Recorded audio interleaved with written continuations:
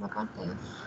Bom, boa tarde. Daremos início à sessão da tarde da primeira turma ordinária, terceira Câmara, terceira sessão, do dia 22 de junho de 2021. Estão presentes os conselheiros Ari Vendramini, Salvador Cândido Brandão Júnior, Marco Antônio Marinho Nunes, Semiramis de Oliveira Duro, José Adão Vitorino de Moraes, Sabrina Coutinho Barbosa, Jusileia de Souza Lima e eu, Lisiane Angelotti Meira. Como ficou, nós não concluímos, na verdade, na parte de amanhã, e ficou em vista de mesa para o doutor Salvador, nós vamos retomar o item 16 da pauta da manhã, a de relatoria da doutora Semiramis, recorrente Petrobras, e com a sustentação do doutor Heleno Torres. Eu peço, por favor, que o apoio convoque o patrono.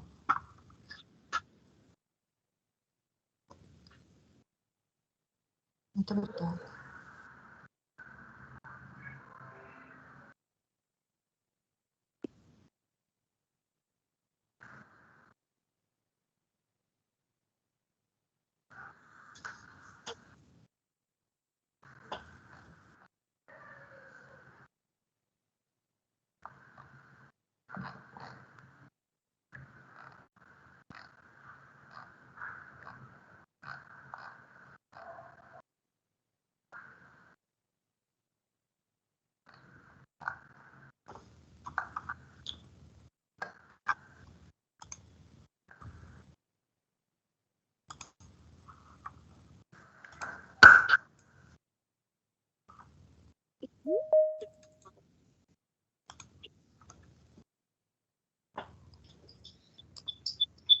Boa tarde, doutora Helena, seja muito bem-vinda novamente. Boa tarde a todos.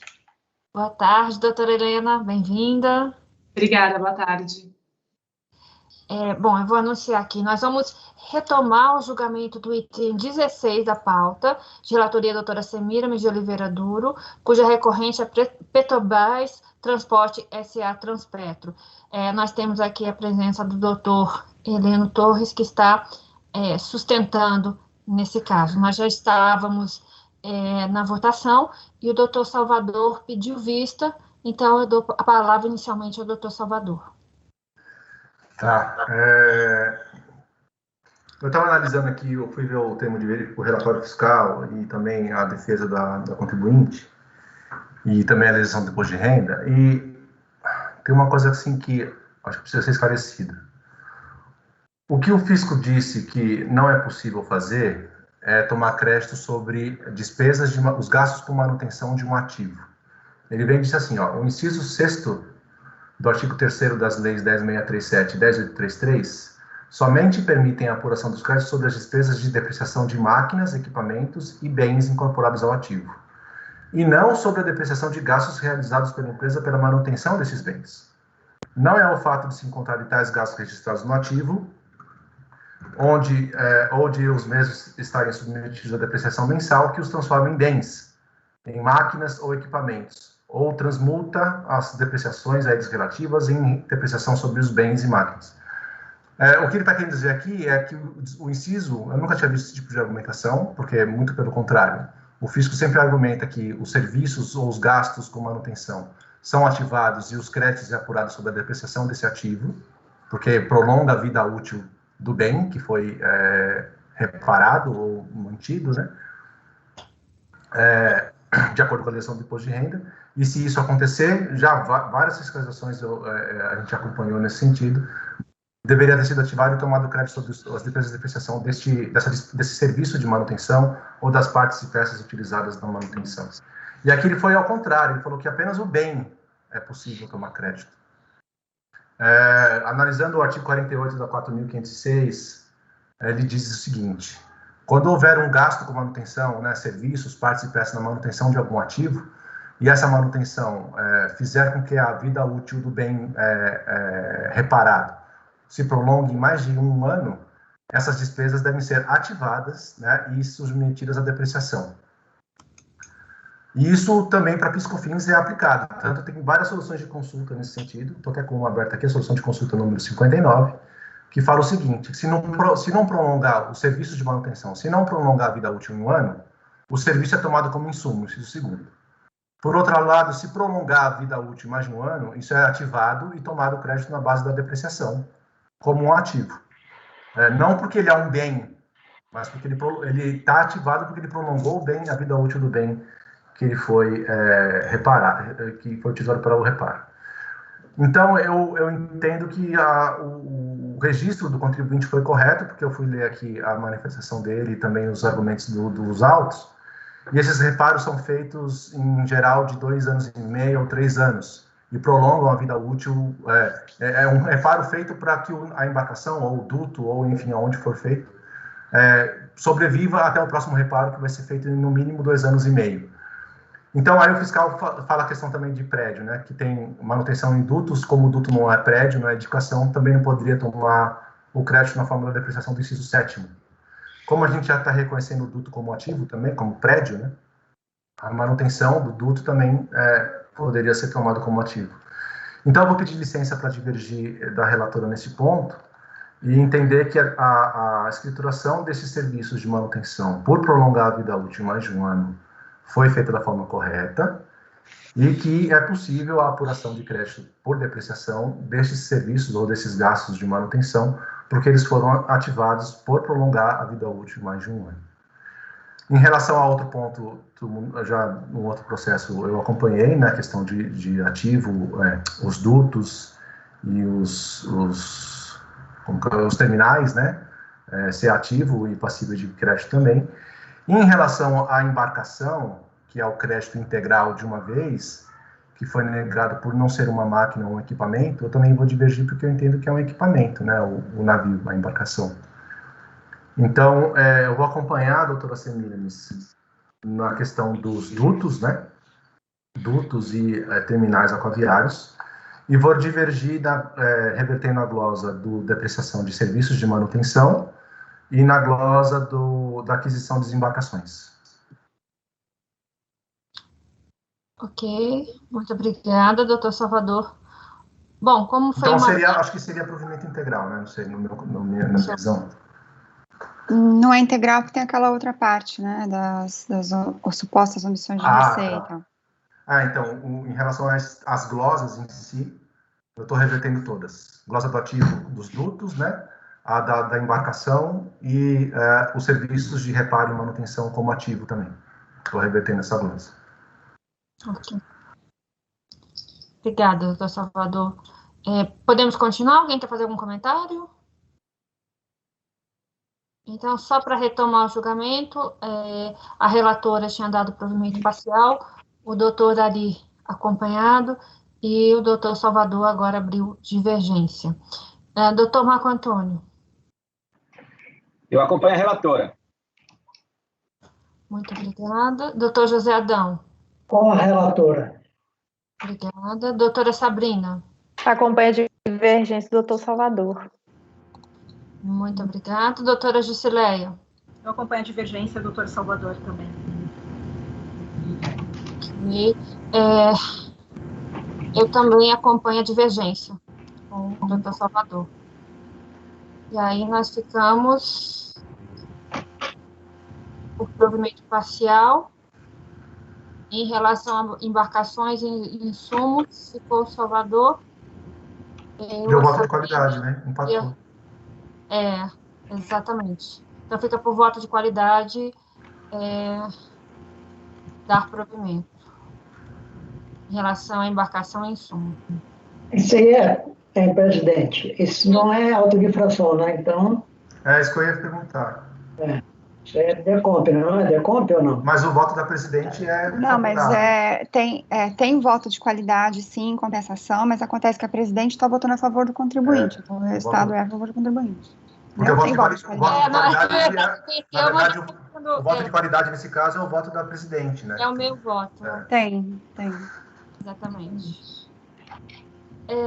Então, a decisão é por dar provimento parcial, por unanimidade para reverter as glosas referentes aos aluguéis de dutos, terminais e instalações, por voto de qualidade em relação aos serviços e à embarcação.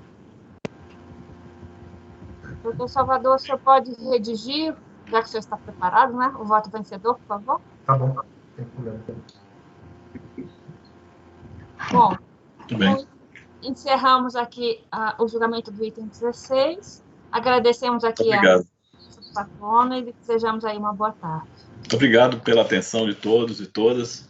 Excelente trabalho a todos. Desculpa pela Obrigado. demora aí, tá? Boa Obrigado. tarde, Boa doutora tarde, Juliana, doutora. também. Parabéns Obrigada. pela exposição. Boa tarde. Muito obrigado. Parabéns aí pela apresentação, pela defesa. Obrigado. Obrigada.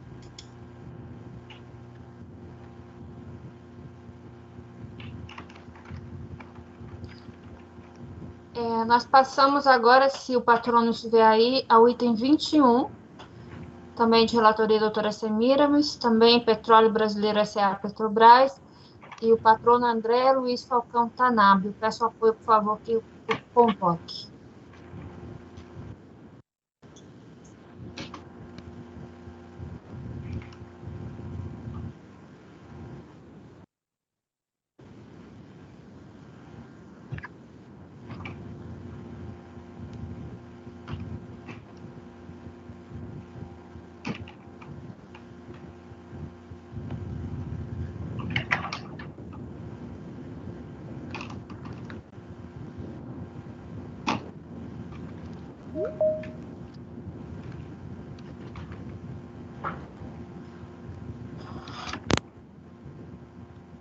Boa tarde, doutor André Luiz. Seja muito bem-vindo. Boa tarde. O senhor nos ouve bem? Boa tarde, doutor. Boa tarde. Inicialmente, aí pedimos desculpas, nós tivemos alguns contratempos e os julgamentos também tomaram bastante tempo, mas finalmente chegamos aqui ao seu item. Então, nós vamos passar ao julgamento do item 21, de relatoria da doutora Semiramis de Oliveira Duro, Petróleo Brasileiro S.A., Petrobras, e eu só queria confirmar com o senhor que o senhor vai sustentar, correto? Perfeito. Tudo bem. Ótimo. Obrigada. Então, eu passo a palavra à relatora, a doutora Semiramis. Obrigada, boa tarde.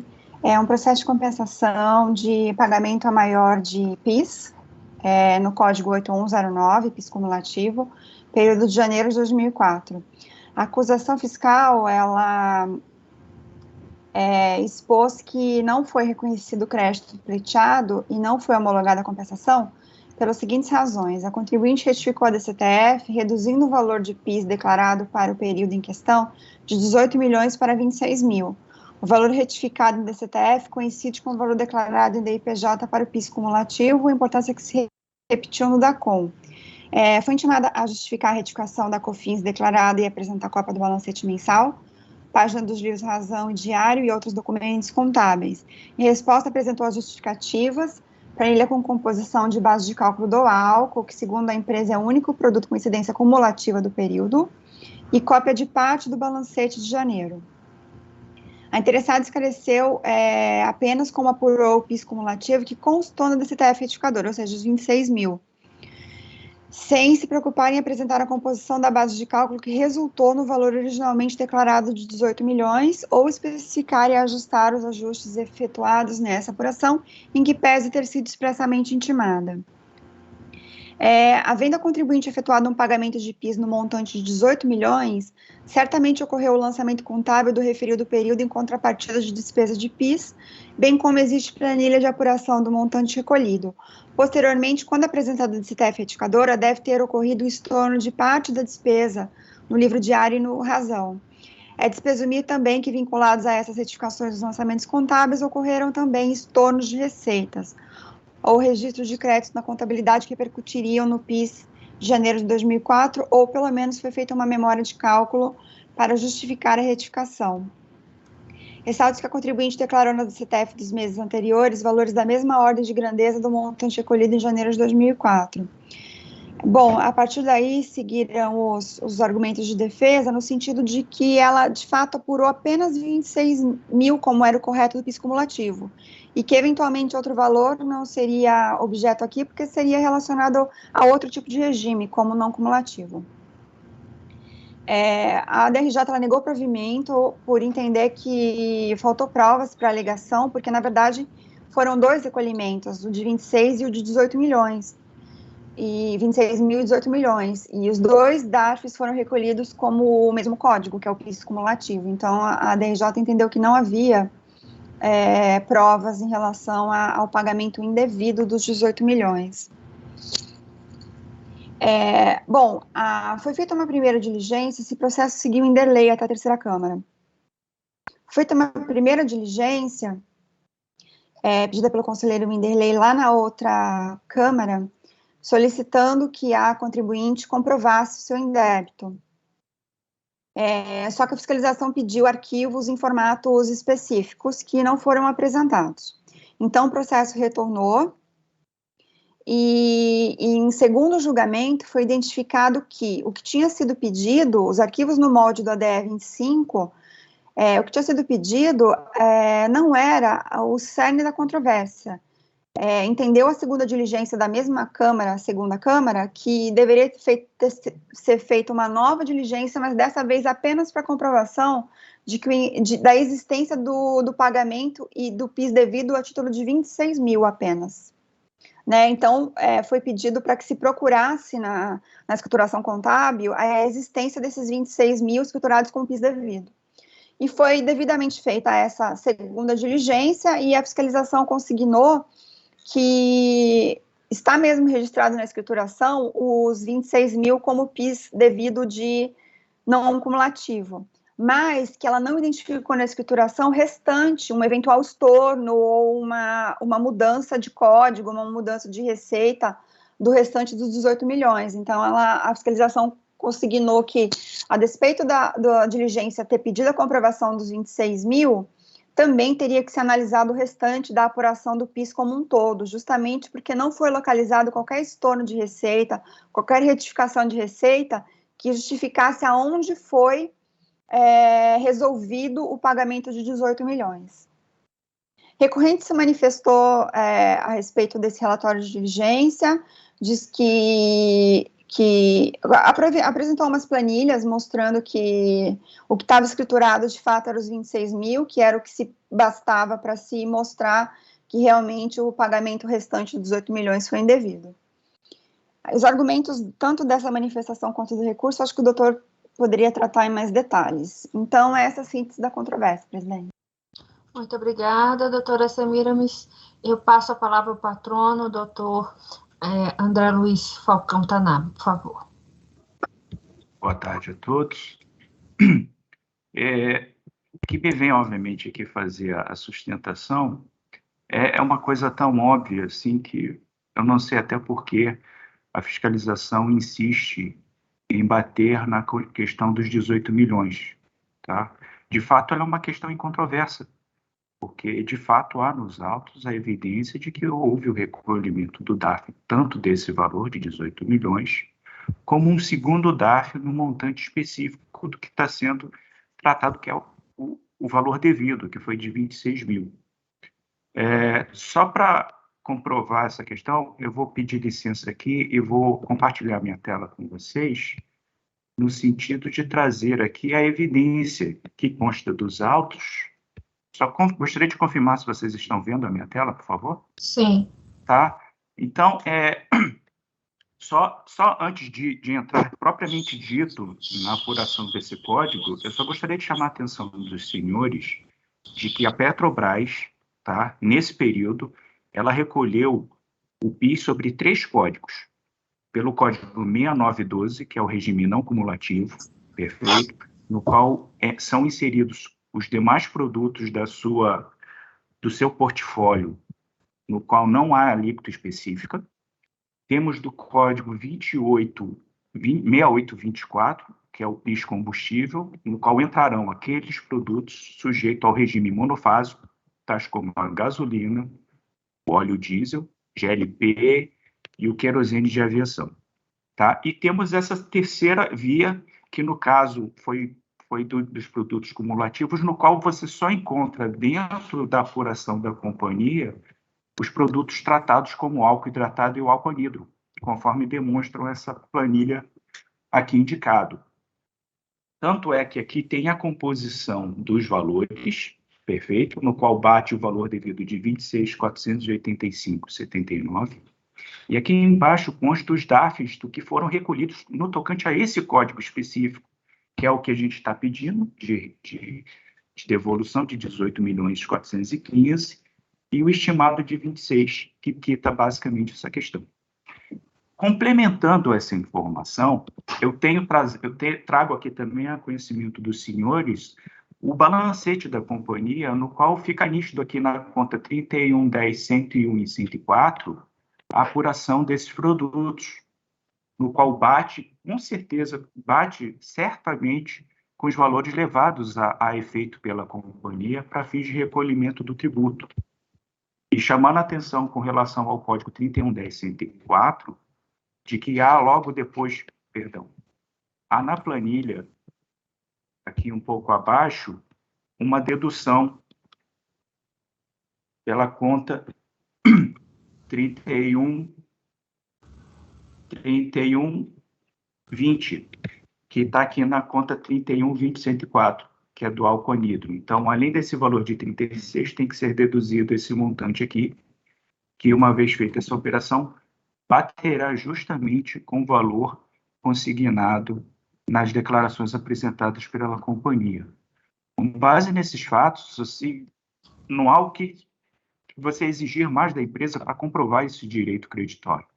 Então, com base nessas premissas, eu rogo aí o conhecimento do colegiado por essas informações e pela lisura dos dados lançados pela companhia, de modo que seja dado provimento ao recurso e reconhecido esse débito no montante de 18 milhões.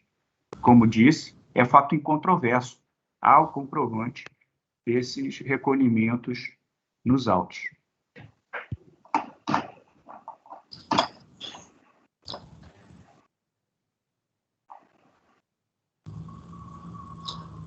Muito obrigada, doutor.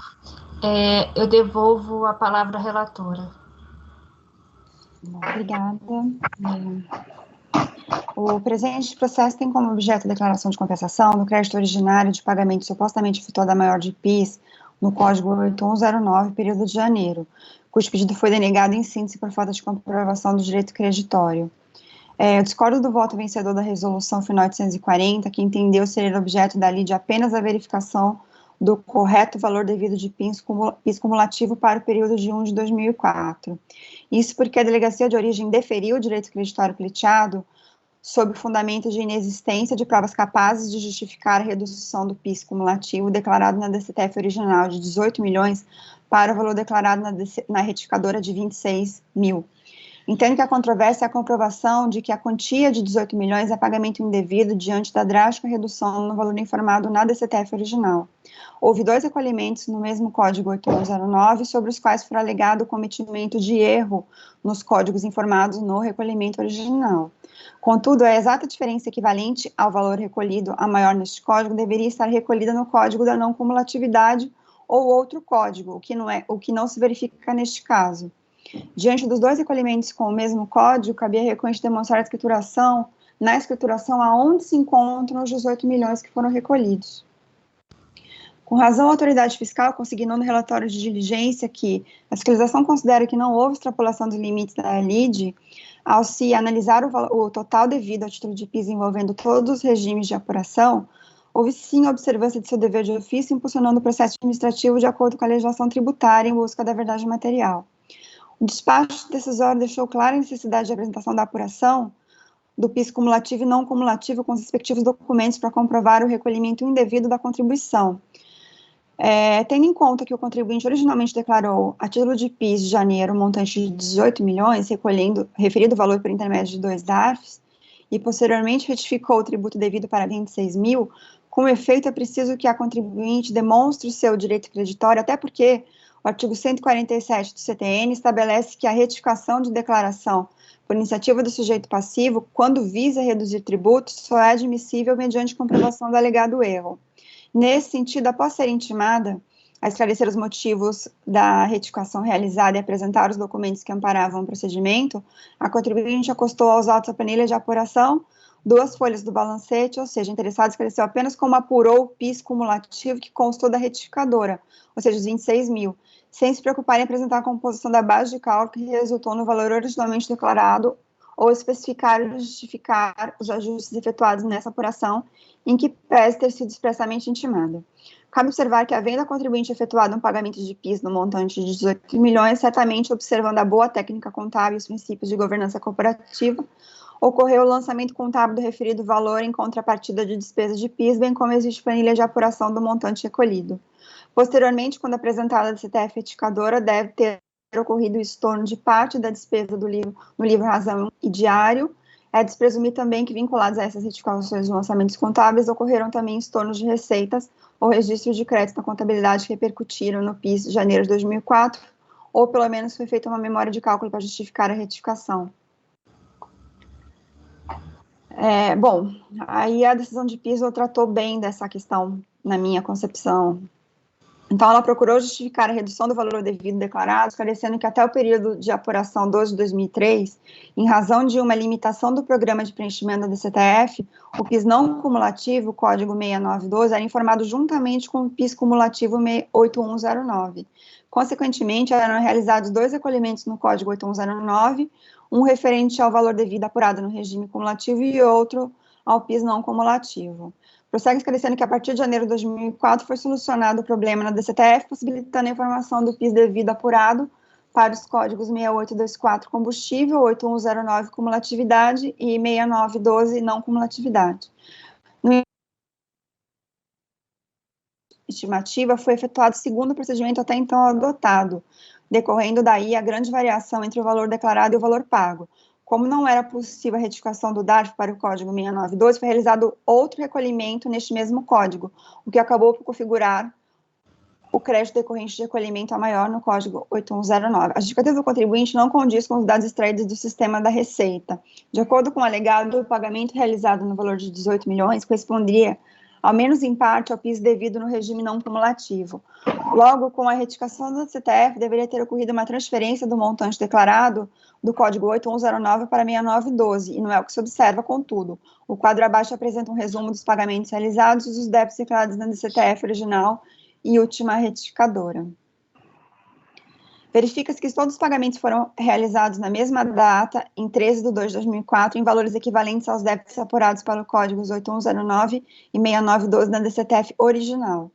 Mais de um ano depois, em 1 de 9 de 2005, o contribuinte apresentou a primeira DCTF retificadora, alterando apenas o débito relativo ao PIS cumulativo. O débito declarado para o PIS não cumulativo permaneceu o mesmo. Outras 2 DCTF retificadoras são apresentadas, mantendo as mesmas informações contidas na primeira retificadora em relação aos débitos de PIS.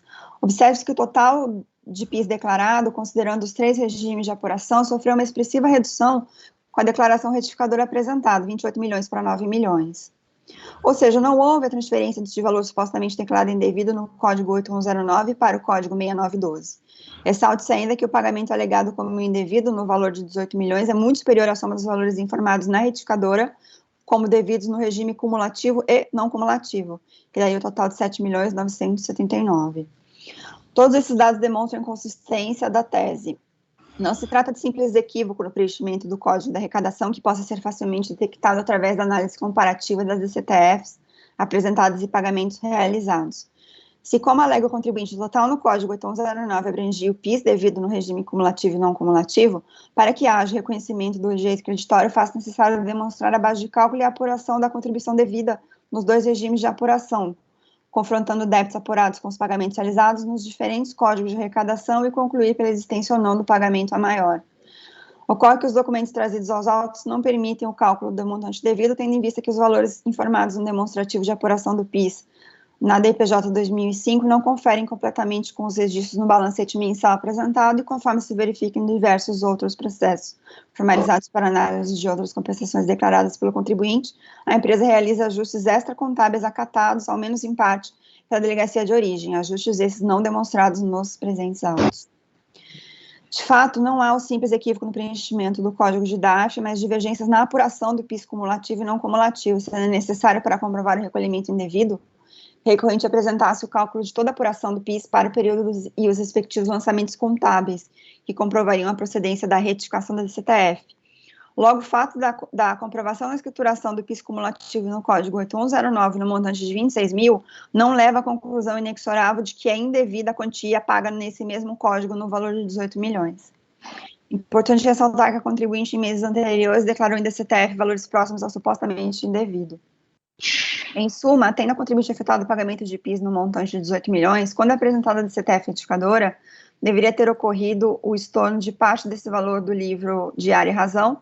Da mesma forma, vinculados a essas retificações, os lançamentos contábeis deveriam indicar os estornos de receitas ou registros de créditos na contabilidade que repercutiriam no PIS de janeiro de 2004. Então, por todo o exposto, eu acho que o crédito não está líquido e certo, então eu votei por negar provimento.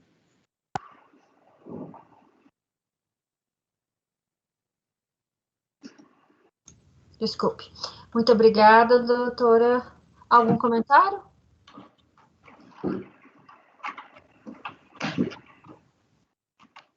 Então, vamos passar a votação. Doutora Ari?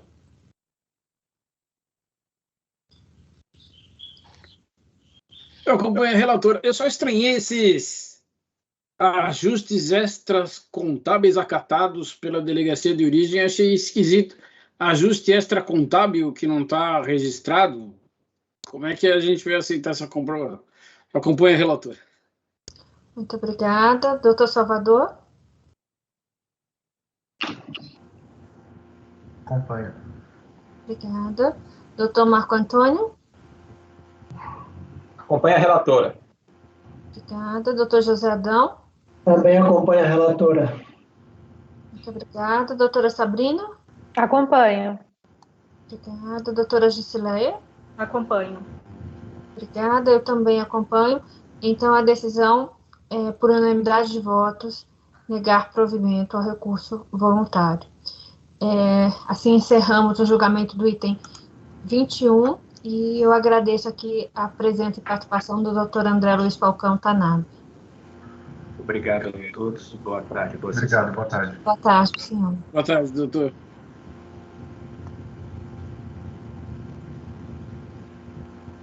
Senhora presidente, já está lá, tá? O texto. Lá, peraí. Lá onde?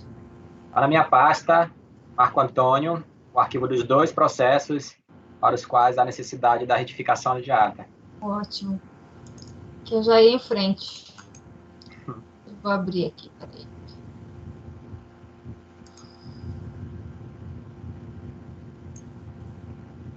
Coloquei ela na parte superior, no acórdão, como deve ficar na ata.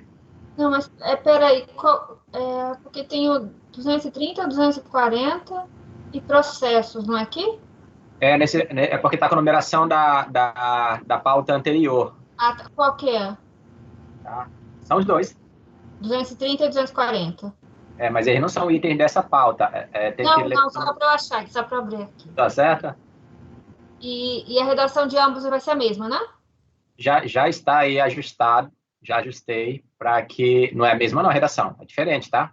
Tá, então vou abrir os 2. Essa é a minha dúvida. Eu já ajustei os 2 para que não tenha mais essa pendência aí que gerou a necessidade de retificação. Peraí.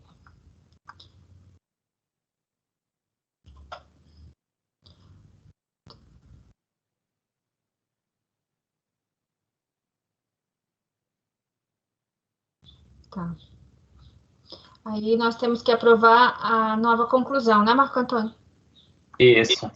Tá lá no final a conclusão também, já ajustei. Tá? Tem a parte do acórdão, está ajustado, e a conclusão, que está de acordo com o acórdão. Tá. Então, acho que é o item 22. Tá. Marco Antônio, eu vou submeter ao colegiado, mas eu vou pedir para você mesmo ler cada uma das conclusões e aí o colegiado aprova. Sem problema. Então, eu vou ler o item 22 aqui da ata, que eu estou submetendo ao colegiado proposta para retificação da ata de abril de 2021, relativa aos processos 10.120, 900, 609, 216-43 e 10.120, 9.006, 10, 2016, 78. Vamos começar com o primeiro, final 2016-43. Eu peço que o doutor Marco Antônio leia o novo texto, por favor. Eu acredito que seja o texto da decisão, da forma como deve ficar, não é isso, senhora presidente? Da conclusão. Isso, então, aqui conhecer do recurso voluntário, rejeitar as preliminares nele suscitadas, e, em seu mérito, dar-lhe parcial provimento para acatar a possibilidade de se apurar créditos de PIS da contribuição, referentes ao processo produtivo da recorrente, inclusive as fases de aquisição de insumo, entre parênteses, agrícola, para os seguintes dispêndios: serviços e bens utilizados na fase agrícola da recorrente, desde que o motivo para a glosa seja unicamente o fato de tal fase não se constituir no processo produtivo da recorrente. B. Frete de mercadorias para a formação de lotes para exportação, CFOP 5504 e 6504. C. Aluguéis decorrentes de arrendamento agrícola pagos à pessoa jurídica e utilizados nas atividades da empresa. D. Aluguéis de máquinas e equipamentos locados de pessoas jurídicas apenas em relação às glosas de serviços aplicados nas atividades agrícolas da empresa e classificados indevidamente nessa rubrica, correspondente ao item 46A do relatório de fiscalização. Serviços de transporte, frete de insumos. F. Encargos de depreciação das máquinas, equipamentos e outros bens incorporados ao ativo imobilizado da recorrente, utilizados em sua fase agrícola, desde que a glosa tenha recaído unicamente em razão da utilização desses bens na fase agrícola e estejam devidamente comprovados perante o fisco. Essa é a conclusão. Muito obrigado, doutor Marco Antônio. Você pode, por favor, ler do outro, 2016, final 78? Sim. Eu vou só tentar localizar onde é que ele está. O outro é o final 2016, 46, é isso? Não, 78. Não, só dois, senhora presidente. Então, um é final 43, é o item 22 da ata, e outro é final 78. Final 2016, 46. É porque eu acredito que na hora que o pessoal do CAF ajustou aí, né, essa solicitação, tenham colocado também os repetitivos. Mas, para mim, como paradigma... Será que está incorreto, então? Para mim, como paradigma, são só esses dois. O final de 2016. Tá bom. Não, então os demais devem ser os repetitivos mesmo. Então, por favor. Aí, corrigindo esses dois, é lógico que os repetitivos serão corrigidos na mesma medida. Tá? Então, eu vou ler aqui a conclusão do processo 10.120.900.599/2016-46. Tudo bem? Sim.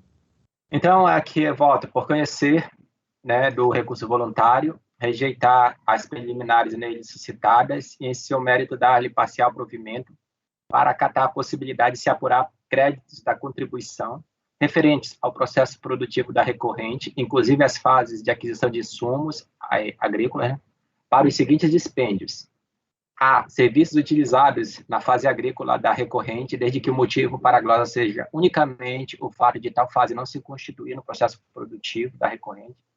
B. Fretes de mercadorias para a formação de lote para exportação, CFOP 5504. C. Aluguéis decorrentes de arrendamento agrícola pagos à pessoa jurídica e utilizados nas atividades da empresa. D. Aluguéis de máquinas e equipamentos locados de pessoa jurídica apenas em relação às glosas de serviços aplicados na atividade agrícola da empresa e classificados indevidamente nessa rubrica, correspondente ao item 39A do relatório de fiscalização. Essa é a conclusão, senhora presidente. Muito obrigada, doutor Marco Antônio. Só para explicar um pouco a turma, essas alterações são feitas justamente porque há dois paradigmas, os outros são repetitivos, e o Marco Antônio ele mencionou especificamente o PIS e tinha processo de COFINS. Então, a gente teve que tirar a menção ao PIS, né, ao tributo específico. Foi só essa correção. Então, como eu tenho que submeter o colegiado, eu vou submeter, então, a votação. Doutora Ari, por favor. Acompanhei. Muito obrigada. Doutor Salvador? Acompanho. Muito obrigada. Doutora Semiramis? Acompanho também. Obrigada. Doutor José Adão? Acompanho, relator. Obrigada. Doutora Sabrina? Acompanho. Obrigada. Doutora Jusileia? Acompanho. Obrigada, eu também acompanho. Então, Foi proposta a correção, conforme o item 22 da pauta, e foi aprovada uma nova redação para que fique adequada para os repetitivos. Muito obrigada, doutor Marco Antônio. Bom, agora nós passamos ao item... Deixa eu ver o que a gente fez. Acho que é o item 6, né? Embargos. Não, 6 não, 6 foi. 5, item 5. Sim, é isso que está faltando. Então, nós passamos ao item 5, cuja embargante é Mecânica Atlas Limitada, e é de relatoria da doutora Semiramis. Bom, esse é o embargo de declaração de um acórdão que o Breno relatou aqui na turma em 2020, e a ementa do acórdão está posta aí na página 2, ela consignou que não se admite a compensação tributária de débitos com direito creditório objeto de discussão judicial antes do trânsito em julgado da decisão por falta de liquidez e certeza. Houve aplicação direta aqui do artigo 150A do CTN, né, que veda o aproveitamento de crédito oriundo da justiça antes do trânsito em julgado. A embargante alegou que houve omissão quanto ao item 2 do recurso voluntário, porque a ação judicial que ela tinha era de 1999, ou seja, antes do advento da Lei Complementar 104 de 2001, que instituiu o artigo 170A, né, contrariando, inclusive, o repetitivo do STJ. Ela também alegou omissão em relação ao artigo 66 da Lei 8383 e da IN 2197. Essa omissão seria especificamente porque esses dispositivos permitiriam qualquer tipo de compensação escritural sem a análise prévia. E omissão sobre declaração de inconstitucionalidade da norma do fim social, né? Porque ela pediu a compensação justamente daquela parte declarada inconstitucional pelo Supremo. E, bom, no despacho decisório, no despacho de admissibilidade, constou o acatamento apenas da primeira omissão, que foi em relação à data da propositura da ação judicial. O restante, a segunda omissão não foi acolhida pelo despacho de admissibilidade, sob o entendimento de que o relator tinha se manifestado sobre ela, dizendo que não se aplicam em virtude do advento da Lei 9.430, que já estava em vigência quando foi operacionalizada essa compensação. Então, houve decisão expressa a respeito dessas aplicações, dessas duas normas, para retirá-las, no sentido de que foram reformadas, ou seja, foram afastadas por aplicação da 9730. Em relação ao mérito em si do recolhimento indevido do fim social, o despacho de admissibilidade colocou que corretamente o mérito não foi analisado porque se parou na premissa da falta de trânsito em julgado. Então, a gente, ao analisar aqui, se a gente entender que a decisão foi equivocada, a gente teria que julgar o mérito, né? Passando ao voto, então a admissibilidade, ela está nos termos do despacho, né, apenas a omissão no item 1, com razão embargante apenas na interpretação do artigo 170A do CTN, pois, nos termos do recurso repetitivo, o disposto não se aplica às ações propostas antes do advento da Lei 104. Contudo, a ação judicial a que o contribuinte se refere, processo número 1999, final 5911, proposta em 4/10 de 99, não foi indicada na DCTF, porque esse lançamento aqui foi um lançamento automático, por bater as informações da DCTF. E, na verdade, o lançamento automático, ele teve a justificativa de que a ação indicada na DCTF não tinha o CNPJ da recorrente. E, de fato, ela diz que houve um erro nessa indicação, porque ela era filiada à concessionária, a Associação Brasileira de Concessionários dos Mercedes-Benz, na ação de 1994, mas ela foi excluída do polo da ação porque ela não tinha comparecido a Assembleia que decidiu quem estaria na ação junto com a associação. Então, na verdade, ela está correta na interpretação de que não se aplica o 170A para ações anteriores, mas a ação que ela está vinculando aqui no recurso, que é de 1999, não foi indicada na DCTF. Na DCTF foi indicada uma ação de 1994, por isso que o sistema acusou processo judicial de outro CNPJ.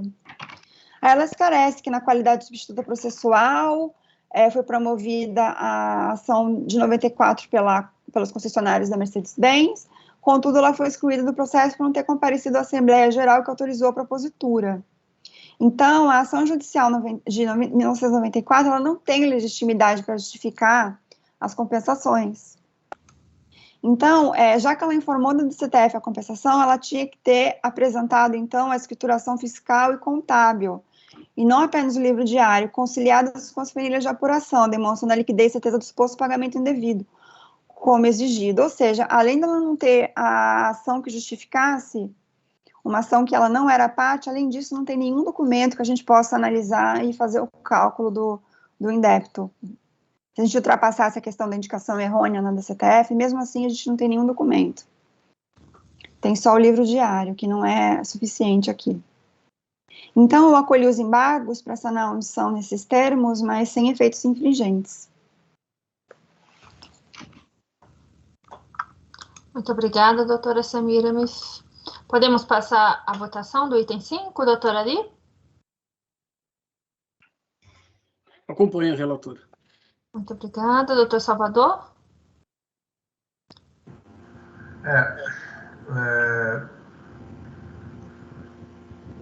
Por que quero entender o raciocínio da Semiramis.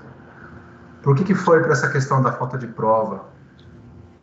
Se o processo informado... Você está indo para o mérito, então, aí você estaria superando a omissão. Agora eu vou analisar a omissão, então. Se ele poderia ter crédito ou não, porque a ação dele é anterior ao 170A. Aí, indo analisar o mérito, você viu que não tinha prova, é isso? Foi esse seu raciocínio? Você está sem áudio. Foi como eu coloquei, são dois motivos. O primeiro é que a ação não legitima a compensação porque o contribuinte não era parte. Segundo, que ainda que a gente pudesse transpassar isso, que eu não acredito, mesmo assim a gente não teria nenhum documento para aferir a liquidez de certeza. Você trouxe um argumento adicional, então. Porque aí não, tudo bem. Sem efeitos infringentes mesmo. Mas, como a ação judicial já não é dele, né, nem foi só um ad argumentando aqui, né? Eu acompanho. Obrigada. Doutor Marco Antônio? Acompanha a relatora. Obrigada. Doutor José Adão? Acompanha a relatora. Muito obrigada. Doutora Sabrina? Acompanho. Muito obrigada. Doutora Jusileia? Acompanho. Muito obrigada. Eu também acompanho. Então, a decisão é por unanimidade de votos acolher os embargos de declaração sem efeitos infringentes para sanar a omissão identificada no espaço de admissibilidade. Com isso, encerramos o julgamento do item 5 e creio que passamos para o 22, é isso? De relatoria do doutor Ari. Doutor Ari? Tá bom, já está na pasta. Se for isso... Obrigada. Eu estou procurando aqui, eu me perdi. É que quase todos tiveram patrono, por isso sobraram só 2. Bom, então passamos ao item 22, cuja embargante é a Fazenda Nacional, interessado é Afonso Ditzel e Companhia Limitada, de relatoria do Dr. Ari Vendramini. Doutor Ari, por favor. Por coincidência, também foi um voto do Dr. Breno, mesma forma que a doutora Semiramis. Eu fiz o voto vencedor. Na realidade, o voto foi para afastar a nulidade do acórdão da DRJ. Acontece que a Procuradoria embargou porque, tanto na ementa como na conclusão, a turma afastou a glosa que foi feita. Esse cara é um produtor de madeira, ele vende madeira laminada para fazer piso, essa empresa. E aí ele transporta matéria-prima, transporta matéria-prima entre o estabelecimento dele e a oficina. E aí nós afastamos a glosa de lubrificantes e combustíveis. Mas não constou nem no voto vencido, nem no voto vencedor o motivo do afastamento da glosa. Esse foi o motivo dos embargos da Procuradoria. Então, foi admitido os embargos para sanar a omissão, e aí eu sanei a omissão, eu citei no texto que na manifestação de inconformidade e no recurso, ele contestou a glosa dos veículos lubrificantes, eu coloquei aqui a descrição do processo produtivo dele, e eu coloquei o motivo da glosa feita pela autoridade fiscal. Aí eu estou dizendo aqui que, como foi pelo método mais restritivo, na época, a fiscalização usou as instruções 247404, e agora com o novo conceito de insumos, por isso que a turma aceitou e afastou a glosa. E é isso, diante do novo conceito de insumo, decidiu a turma julgadora que os combustíveis lubrificantes seriam essenciais ao processo produtivo da recorrente. Por tal motivo, a glosa deveria ser revertida. E assim, desta forma, conheço dos embargos para sanar a omissão contida no texto do acordo combatido sem efeitos infringentes. Esse foi meu voto, presidente. Muito obrigada, doutora Ari. Podemos votar, doutor Salvador? Então, por favor, doutor Salvador. O Ari foi o relator, né? Estou esperando ele votar. Acompanho. Foi do voto vencido só, o resto foi o Breno aqui. Acompanho. Doutor Marco Antônio? Acompanho. Obrigada. Doutora Semiramis? Acompanho, presidente. Obrigada. Doutor José Adão? Também acompanho o relator. Muito obrigada. Doutora Sabrina? Acompanho. Obrigada. Doutora Jusileia? Acompanho. Eu também acompanho. Então, a decisão do item 22 é por unanimidade de votos conhecer os embargos para sanar a omissão contida no texto do acordo combatido sem efeitos infringentes. Bom, vamos adiante. Agora a gente começa aqui o período da tarde, já com continuando com o doutor Ari. Então, podemos passar para o item 23, doutor Ari? Sim, o 23 é repetitivo até o 56. Que coisa boa. Todos juntos.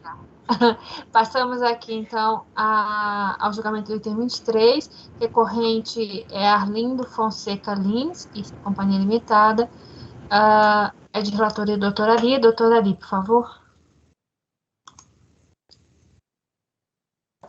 Eu vou ler muito rápido aqui, que a autoridade... Esse aqui é um pedido de ressarcimento de créditos. Como é repetitivo, eu coloquei PIS e COFINS, porque são várias compensações e esse é o pedido básico. Conforme o contrato, o pedido foi indeferido pelo seguinte argumento. A requerente é comércio varejista de combustíveis, é um posto de gasolina. Comércio varejista de combustíveis, gasolina, diesel, álcool e gás GNV, GLP, lubrificantes, loja de conveniência, pneus, peças e acessórios para automóveis, serviços de borracharia, lava-jato, estacionamento e uma lan house. Nas memórias de cálculo que detalharam a origem dos créditos que originaram o PER apresentado, as aquisições que a requerente alega terem gerado os créditos são de óleo diesel, gasolina A, gasolina C e álcool. Todos esses são produtos monofásicos, portanto, quando chega no varejista, ele não paga, é alíquota zero. Por isso, como é alíquota zero, ele não tem direito ao crédito. Basicamente é isso. Ele discute constitucionalidade, ele discute que ele tem direito ao crédito, porque apesar de ser alíquota zero, ele foi tributado anteriormente, mas é basicamente isso.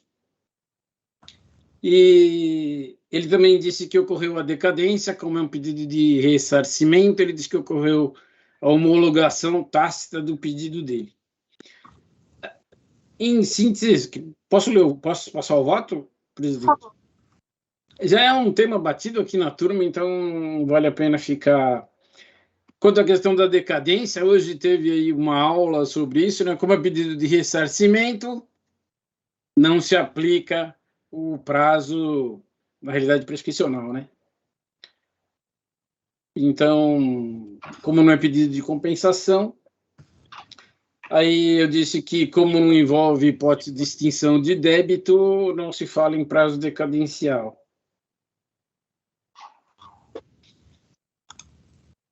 E aí, depois eu digo o lado da alíquota zero, que ele não tem direito, ele cita o artigo 17 da 11.033, que permite a manutenção de débitos, mas eu digo que não se pode manter débito que na origem foi vedado, portanto, ele não tem direito, como a gente já discutiu várias vezes aqui na turma. Eu coloquei aí um recurso especial da STJ que decidiu aí sobre a prazo de restituição. Bom, em tese, em resumo, esse é o caso e a minha conclusão é por negar provimento ao recurso voluntário e não reconhecer o direito creditório pleiteado.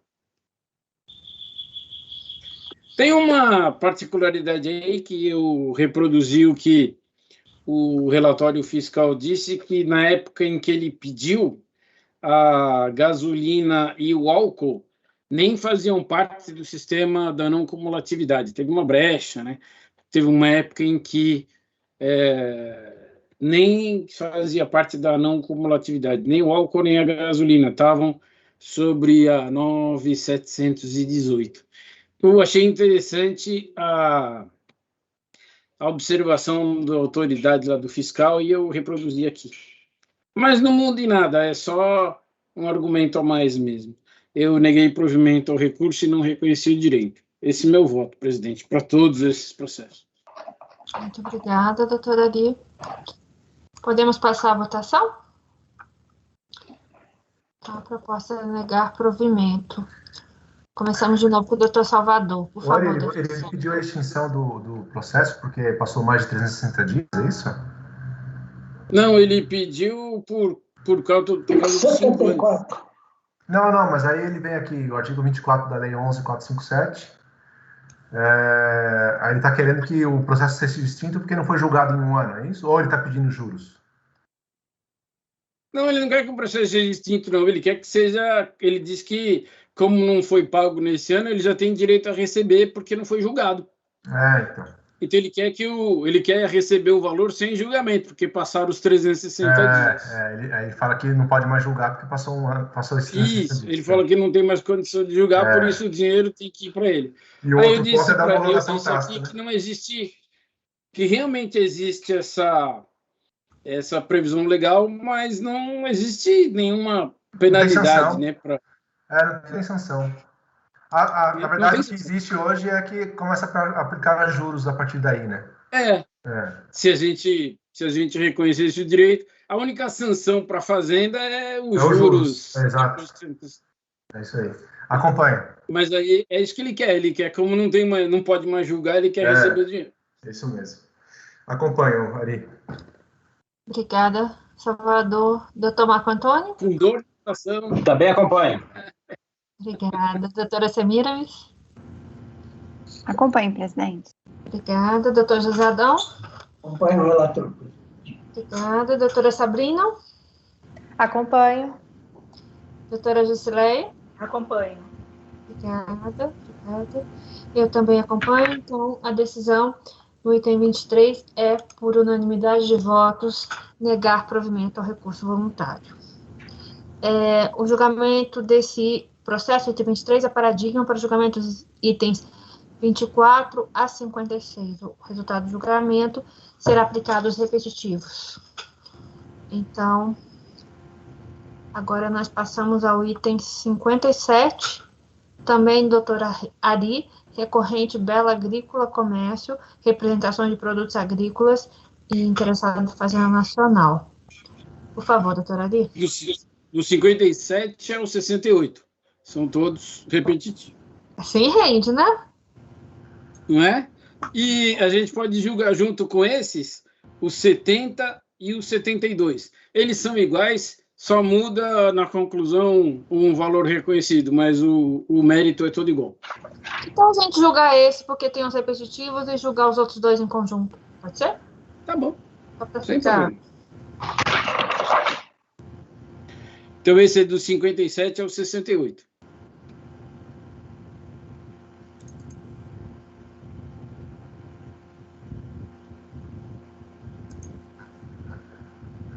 Se estiver pronto, a palavra é sua, doutora Ali. Tá, esse aqui é um caso de insumos. A empresa ela vende soja, né? Na verdade, ela tem outras atividades, mas ela compra soja, exporta defensivos agrícolas e basicamente ela faz isso. Compra soja e exporta também defensivos agrícolas e fertilizantes. Alguns adubos, alguns produtos, todos relacionados à soja. Nesse caso aqui, as glosas foram feitas antes do recurso especial do STJ. Então, por isso, aquele conceito restritivo da 247 e da 404. Além disso, além de ter sido feito antes do recurso especial, nesse caso aqui foram vários processos que foi feita uma informação fiscal para vários processos. Aquele caso já recorrente aqui no CARF. Por isso que eu falei desses outros dois. Então, basicamente isso. O que acontece, a informação fiscal traz algumas coisas importantes para a gente analisar as glosas, se o pessoal concorda ou não. A atividade principal da empresa é comércio atacadista de soja e alguns produtos que ela vende são fertilizantes defensivos agropecuários e sementes destinadas a semeadura e plantio vendidos a alíquota zero. Ele tem uma receita de insumos destinada à produção de mercadorias de origem animal ou vegetal, que é a soja. Aí as vendas dela são efetuadas com suspensão. Além disso, ele apurou créditos vinculados a receitas efetuadas para o exterior. Além disso, ele optou pelo método de rateio proporcional dessas receitas do mercado interno e do exterior.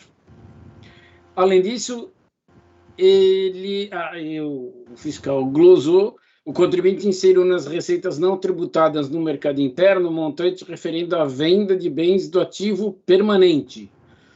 Mas, de acordo com o artigo 12, parágrafo 3º, está errado aqui, tais receitas não integram a base de cálculo do PIS e da COFINS, não devendo ser incluídas no percentual de rateio. O interessado incluiu saídas com suspensão no rateio, a fiscalização glosou. E aí, esse é um detalhe interessante. O contribuinte, ele adquiria mercadorias com fim específico de exportação. Como a fiscalização detectou isso? Na contabilidade, ele declarou um CFOP de mercadorias com fim específico de exportação. Eu coloquei aí depois no voto, tem um quadrinho que a fiscalização fez e eu coloquei no voto.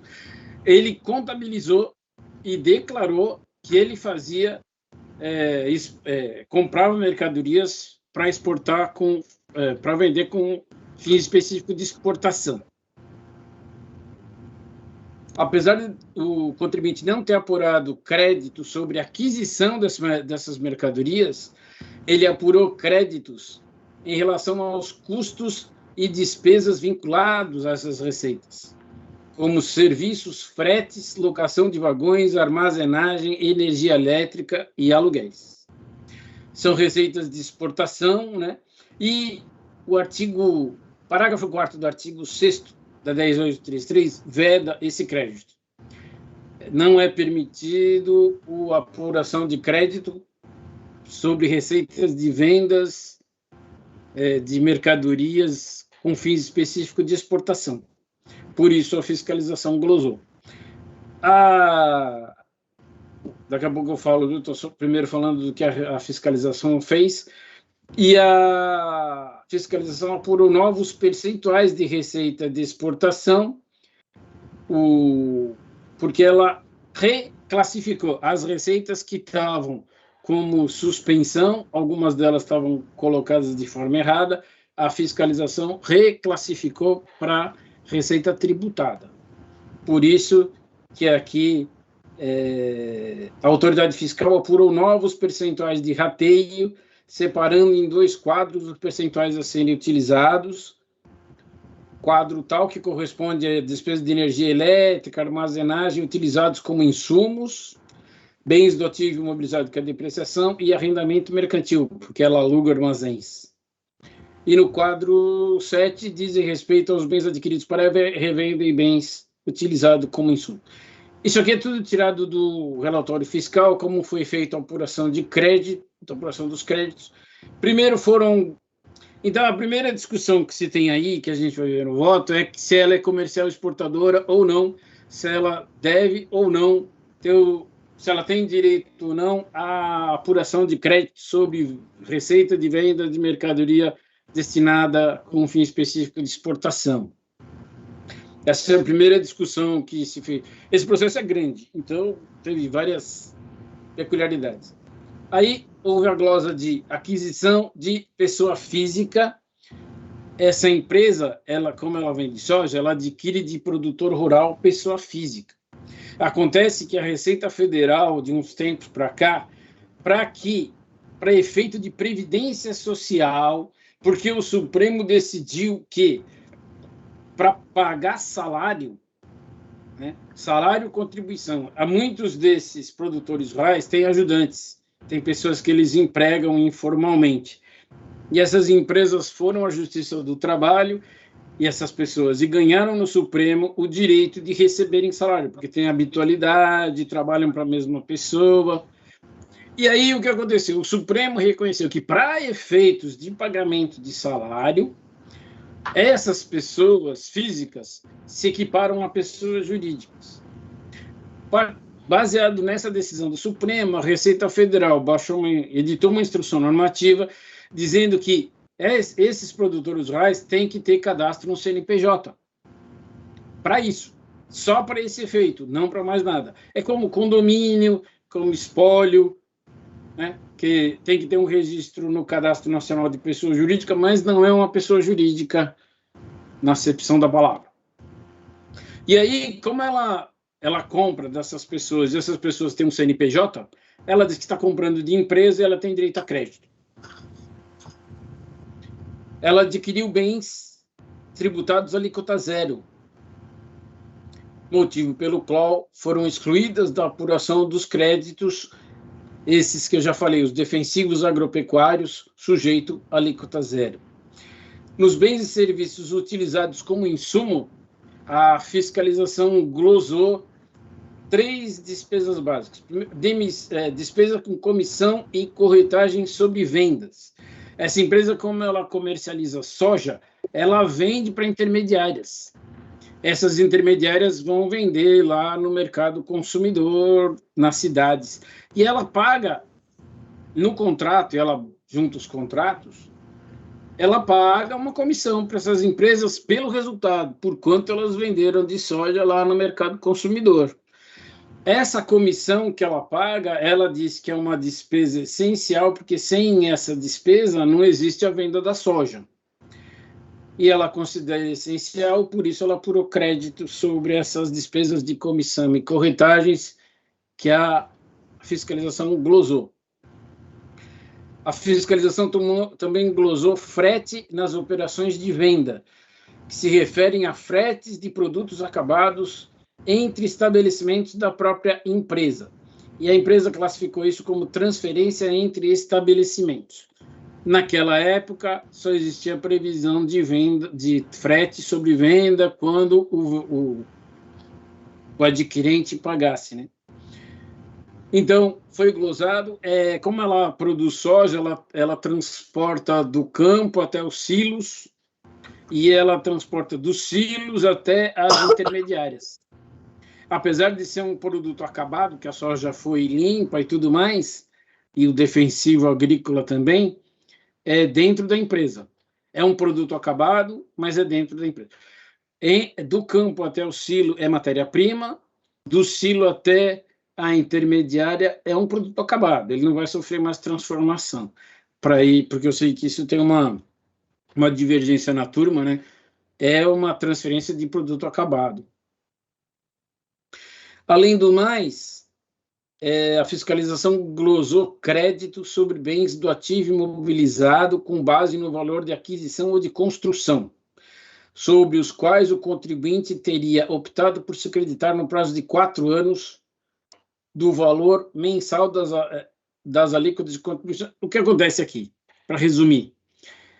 Nesses bens do ativo imobilizado, a gente acabou de ver aqui a discussão da Petrobras, só é possível a depreciação daqueles bens que são utilizados na produção, que têm relação com a produção ou com a receita obtida. Nesse caso aqui, ele juntou nessa apuração do ativo imobilizado softwares que ele utiliza, alguns além dos softwares, alguns programas de computador, e ele roteadores, aqueles como que fala, coisa sem fio, hub, vários equipamentos de informática, e ele não comprovou para que esses equipamentos de informática têm utilização. Concluiu a fiscalização que eles podem servir para qualquer coisa. Por isso, ela glosou e nisso diminuiu o valor dos créditos sobre bem do ativo imobilizado, da depreciação. Porque ela disse que esses equipamentos não fazem parte da produção, não têm ligação com a produção. Já a empresa diz que esses equipamentos têm. Tanto que a fiscalização glosou máquinas e equipamentos não utilizados na produção dos bens destinados a vendas, dentre os quais esses daí que ele usou no ativo imobilizado: software, pontos de acesso wireless, roteadores e outros. Aí a fiscalização glosou porque não se inserem no conceito de bens utilizados na produção, porque não houve demonstração de que eles tivessem relação com a produção. Pode ser da área administrativa, não teve comprovação. Além do mais, essa apuração incorreta da base de cálculo da depreciação, pois a autoridade fiscal verificou que mesmo que os itens constantes dos itens créditos dos bens do ativo imobilizado, com base no valor da aquisição, e máquinas e equipamentos, foram passíveis de gerar créditos. O interessado apurou um montante superior ao valor de aquisição, porque ele colocou produtos que não eram relacionados à produção. E, além do mais, apesar de intimado, o interessado não apresentou documentos comprobatórios sobre algumas despesas, motivo pelo qual foram excluídas da apuração de créditos. Basicamente, essas são as glosas que foram discutidas. E aí eu disse que foi no conceito restritivo, e a recorrente recorreu aí sobre, em relação ao rateio, ela alega que a receita de venda do ativo permanente não seria tributada, mas deveria ser integral o cálculo do percentual receita bruta sujeito à incidência não cumulativa e fazer parte do cálculo do rateio. A aquisição de mercadorias com fim específico de exportação, ela alega que ela não é uma comercial exportadora, porque ela não tem registro no SESEX, na Secretaria de Exportação do Ministério do Desenvolvimento da Indústria e Comércio. Como ela não tem esse registro e nem tem registro no Siscomex, ela é uma mera exportadora, portanto, ela não é uma comercial exportadora, ela tem direito aos créditos. Ela não se insere na proibição do parágrafo 4º do artigo 6º do artigo 6º da Lei 10.865, se não me engano. As aquisições de produtores rurais, ela diz que os CNPJ são válidos e que ela adquiriu de CNPJ, portanto, ela tem direito ao crédito, ela adquiriu de pessoa jurídica. As aquisições com alíquota zero, ela diz que a interessada afirmou que seria inconstitucional vedar o creditamento decorrente de aquisição de bens. Os bens e serviços alegados como insumo, ele defendeu que o novo conceito de insumo permite que ele se credite tanto dos fretes na operação de venda, porque ele diz que desde a produção até o consumidor final, abrangendo o frete dos produtos acabados entre silos e seus estabelecimentos, como eu expliquei. Diz que estaria previsto entre seus objetivos sociais esse transporte. Os créditos sobre bens do ativo imobilizado, a fiscalização diz que não apresentou documentos comprobatórios, mas ele juntou uma planilha enorme, aliás, uma planilha de quase 50 páginas, afirmando que juntaria as notas fiscais futuramente. As máquinas e outros bens incorporados ao ativo, ele se insurgiu contra a interpretação restritiva da fiscalização, que não considerou creditamento de software roteadores, porque diz que é inviável manter atividade com mais de 100 estabelecimentos sem equipamentos de informática. Essa é a discussão do processo, todas essas discussões. Aí, a delegacia de julgamento considerou procedente em parte porque ela reconheceu um crédito adicional a DRJ Infra reconheceu um crédito adicional de 4.595, porque em manifestação de inconformidade, a empresa trouxe um monte de documentos, um monte de arquivo digital. A DRJ disse que ela não conseguiu ler todos os arquivos, estavam ilegíveis, mas ela conseguiu identificar algumas notas referentes à depreciação do ativo imobilizado. Ela conseguiu identificar esse valor de ativos que estavam relacionados à produção. Por isso, ela admitiu esse crédito adicional. A delegacia da Receita já tinha admitido um crédito de 600 mil, de 500 e pouco, mais os 4 mil, deu um total de 600 mil aí. Muito bem. Aí esse é o quadro que aí estou na página 8, tem um quadro do novo crédito que a DRJ reconheceu. Muito bem, esse é o relatório dessa encrenca toda. Senhoras, eu passo para o voto, presidente, ou se alguém tiver alguma pergunta. Que esses processos são grandes. Pode passar? Tá bom. Tá bom.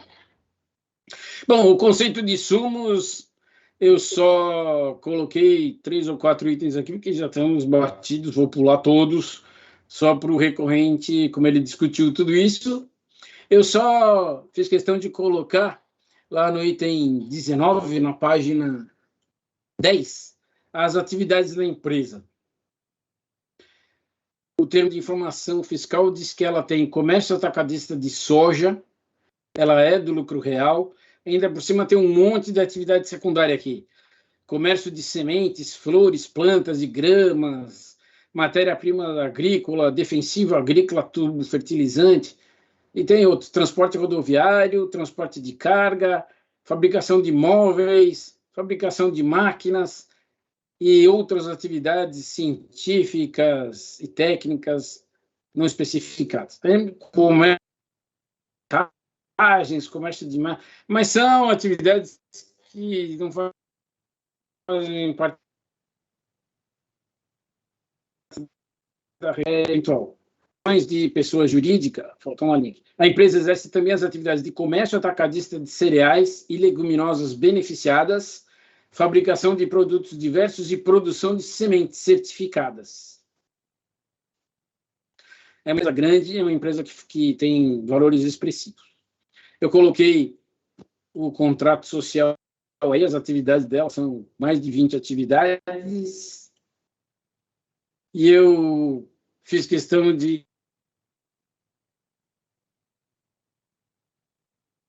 tem um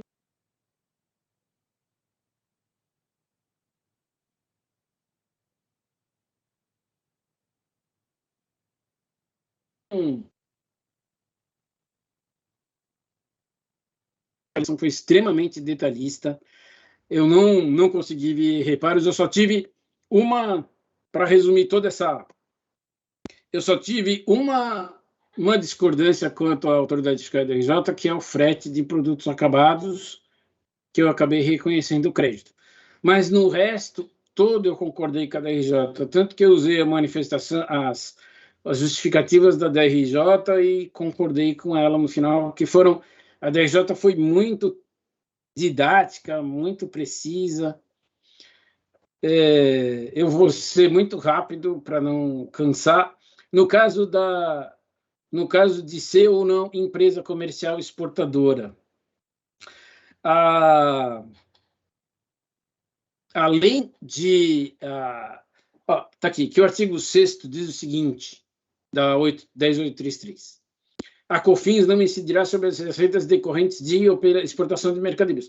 Na hipótese deste artigo, a pessoa jurídica vendedora poderá utilizar o crédito apurado na forma para compensação ou dedução, os créditos. Mas o parágrafo 3º diz que o direito de utilizar o crédito de acordo com o artigo 1º não beneficia a empresa comercial exportadora que tenha adquirido mercadorias com o fim previsto no inciso 3, que é o fim específico de exportação.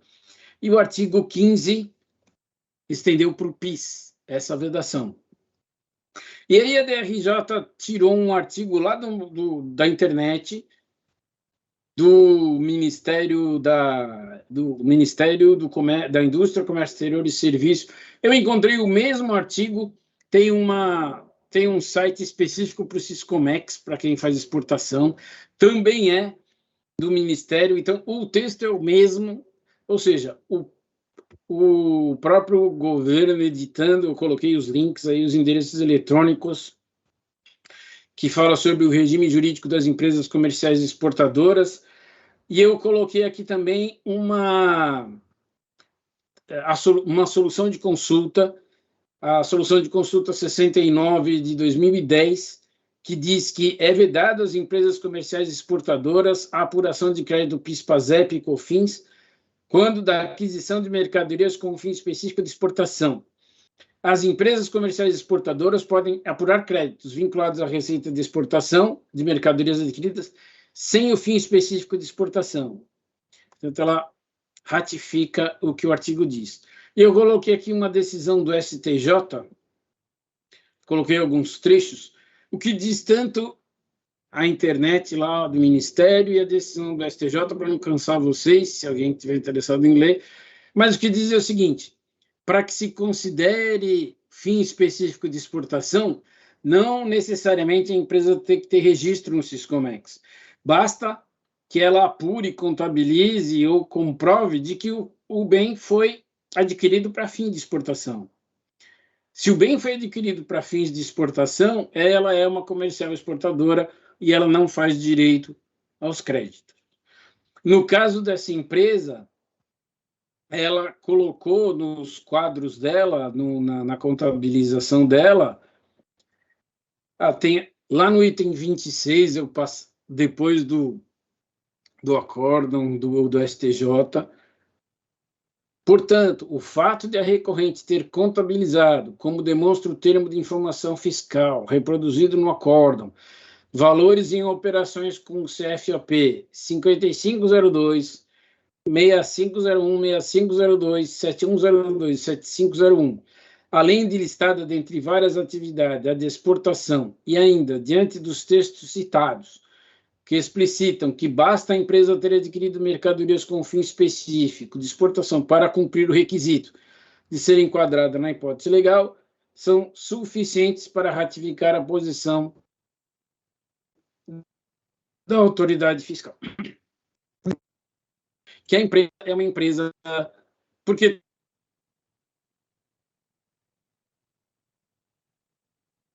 tem a doutrina faz uma diferenciação entre empresa comercial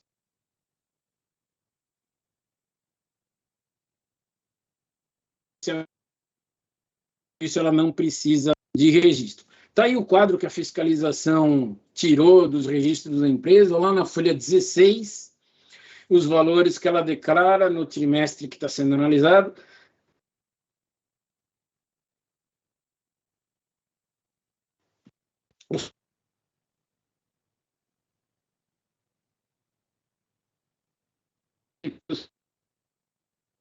São do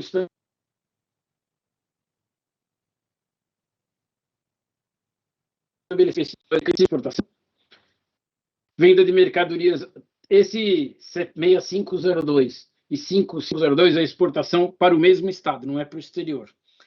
Mas a 6501, 7102 e 7501 é exportação para o exterior. Também se verificou que a recorrente não apurou crédito sobre a aquisição, mas sobre os custos vinculados. E aí eu concordei com a DRJ, se você não pode apurar crédito sobre a mercadoria, os créditos sobre as despesas com essa mercadoria também não podem ser apurados. Portanto, eu acompanhei. O acórdão da RJ cita várias soluções de consulta e ainda ementa de acórdãos dessa turma e da segunda turma daqui da terceira Câmara, que expressamente declaram que tais créditos são vedados para as comerciais exportadoras e finaliza. Faça o exposto, correta a autoridade fiscal considerar que a vedação proíbe o aproveitamento de créditos vinculados às receitas de exportação de empresa comercial exportadora que tenha adquirido mercadorias com fim específico de exportação, independentemente da natureza dos créditos. Aí, por isso, eu acompanhei a DRJ. Há empresas que apresentam umas 20 folhas de contestação a respeito disso. Por isso, tanta discussão. Quanto ao rateio para apuração dos créditos, o contribuinte vende mercadorias no mercado interno e o exterior adotou o método de rateio proporcional. No entanto, entre as receitas não tributadas no mercado interno, incluiu venda de bens do ativo permanente e saídas de suspensão de PIS e da COFINS. Ele incluiu entre as receitas não tributadas, o que a fiscalização foi tirar desse quadro e colocar dentro do quadro de receitas com suspensão e receitas não tributadas. Ou seja, esses fizeram parte da receita bruta, fizeram parte do rateio, mas não foi feito como a empresa fez, a empresa classificou errado. Ao contrário do alegado pelo contribuinte, as saídas com suspensão não foram excluídas do rateio, apenas reclassificadas de receita não tributada a mercado interno para receitas suspensão e compõem a receita bruta total. Então, ele só fez, ele tinha excluído a receita bruta e a fiscalização recolocou. E refez a apuração baseado nesse rateio, e ele contestou, e eu concordo com a DRJ de que a fiscalização está certa. Portanto, conforme a legislação tributária em vigor e os princípios contábeis básicos, as receitas que não sejam decorrentes de venda de bens e serviços nas operações em conta própria ou alheia não se classificam como receita bruta, não devendo desta forma ser consideradas para fins de rateio. Esse que eu coloquei. A recorrente alega poder manter os créditos de acordo com o artigo 17 da 1133, o mesmo caso anteriormente, já que não existe crédito, existe vedação para o crédito, portanto, não tem manutenção de crédito que nunca existiu. Aí a DRJ finaliza, correto, portanto, o procedimento da autoridade fiscal ou excluir da receita bruta as receitas decorrentes da venda do ativo permanente. Correta também a reclassificação das receitas decorrentes de vendas efetuadas com suspensão, que foram excluídas das receitas não tributadas no mercado interno, de modo que não há reparos a serem feitos nos cálculos e eu concordei com a DRJ. No caso da aquisição de produtores rurais, pessoas físicas,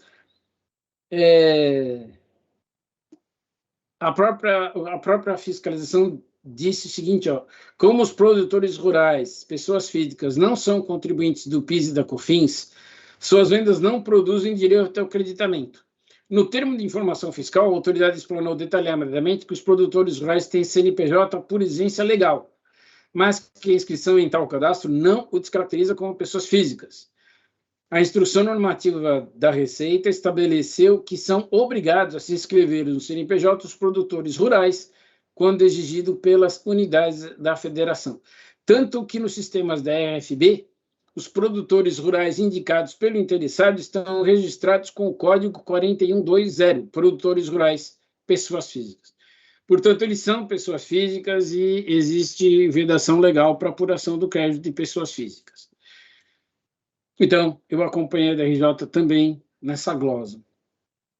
Nas aquisições de bens com alíquota zero, o inciso 2º do parágrafo 2º do artigo 3º determina que não se pode apurar créditos sobre aquisições de bens ou serviços tributados alíquota zero. O interessado alegou inconstitucionalidade da norma sobre as quais autoridades administrativas não têm competência para se manifestar, disse a DRJ. Eu acompanhei a DRJ, achei perfeita a conclusão. Finalmente, sobre os bens e serviços utilizados como insumo, as comissões de corretagem sobre vendas, eu concordo, eu entendo que não se enquadram entre aquelas essenciais relevantes no caso da recorrente, pois tais despesas são definidas em contratos acordados entre a recorrente e empresas intermediárias contratadas.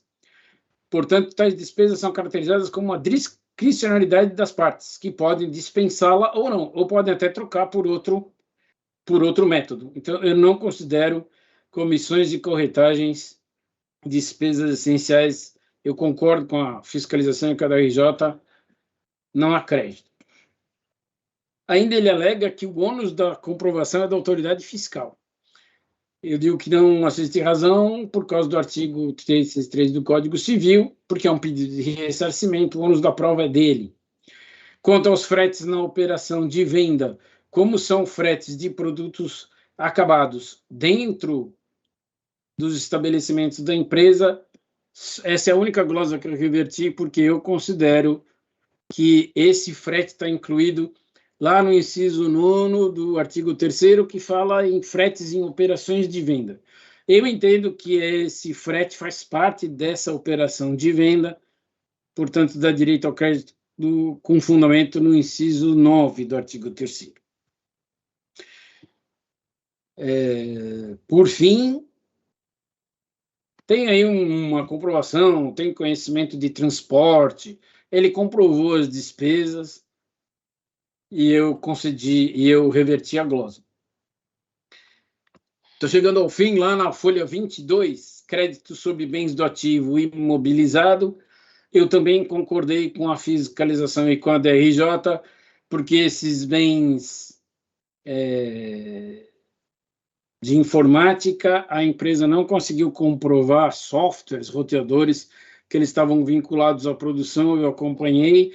Também acompanhei a reversão da glosa no valor de 4.500, então está aí o quadro que a DRJ considerou aí, que ela conseguiu identificar num monte de arquivos digitais estas notas de transportadoras mecânicas, secador de grãos, transportadoras não metal, caminhão, silo, transportadoras, máquina de limpeza, secadora agrícola e semeadora. Ela entendeu, e eu concordo, que isso aqui faz parte das despesas de produção, por isso ela concedeu crédito sobre a depreciação desses bens. Então, por último, diante do disposto do provimento parcial ao recurso para reverter as glosas referentes a despesas com fretes de produtos acabados entre estabelecimentos da recorrente, denominados pela autoridade fiscal e pela DRJ como despesas de venda. É o meu voto, presidente. Quem tiver acordado. Muito obrigada, doutora Ali. Trabalhoso, hein? Muito. Bastante. Podemos passar a votação?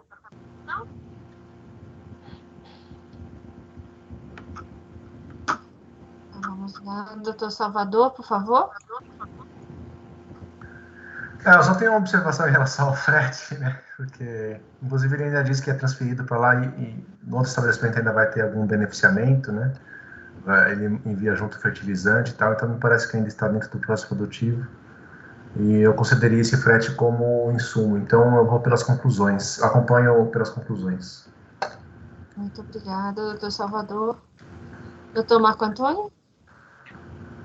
Acompanho o relator. Obrigada. Doutora Semiramis? Acompanho o relator, presidente. Obrigada. Doutor José Adão? Também acompanho o relator. Obrigada. Doutora Sabrina? Acompanho. Obrigada. Doutora Jusileia? Eu só tenho uma dúvida aqui com o Ari, por que ele não considerou que também talvez seja essencial essas comissões e corretagens? Então, a fiscalização considerou como despesas administrativas. Tanto a fiscalização como a da RJ incluíram no rol de despesas administrativas. Eles acharam que essas comissões de corretagens não são essenciais para a produção ou para a receita da empresa. Ari, eu acho que é uma questão comercial, essas comissões, elas foram de venda foi de venda mesmo, né? Já estava tudo pronto. Porque a gente já concedeu esse tipo de crédito quando foi para aquisição de matéria-prima, né? Por exemplo, do café. Para aquisição de café, foi utilizado corretores. Aí a gente já deu o crédito em relação a isso pelo custo de matéria-prima, isso. Aqui é na venda pura, né? Aqui é uma questão comercial, né? De vender o produto. Aí não está relacionado ao processo produtivo. Né? Exatamente. Ok. Acompanho. Muito obrigada, eu também acompanho. Então, nós votamos o item 57 por unanimidade de votos, dar provimento parcial nos termos do voto do relator. O item 57 é paradigma para julgamento dos processos dos itens 58 a 68. Então, nós vamos reproduzir o resultado de julgamento do item 57 nos itens 58 a 68. Não sei como vocês estão, mas eu proponho 10 minutinhos para a gente tomar uma água. Ok. Sim? Bom. Acho bom. Garantir a nossa gravação aqui também. Nós vamos dar intervalo, Ana. Dá para parar a gravação, por favor? Obrigada, Ana.